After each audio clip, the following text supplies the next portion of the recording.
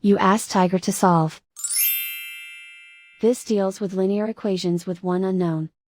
The final result is t equals -7/3. Let's solve it step by step. Group all t terms on the left side of the equation. Subtract 2t from both sides. Group like terms. Simplify the arithmetic.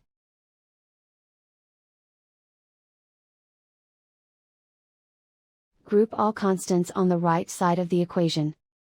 Subtract 7 from both sides. Simplify the arithmetic.